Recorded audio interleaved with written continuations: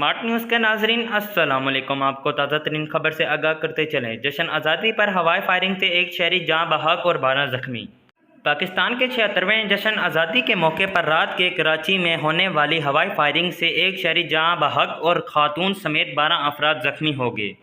رات 12 بجتے ہی شہر کے مختلف علاقوں میں ہوائی فائرنگ کا سلسلہ شروع ہو گیا۔ پورا شہر گونج اٹھا، جو وقفے سے جاری رہا۔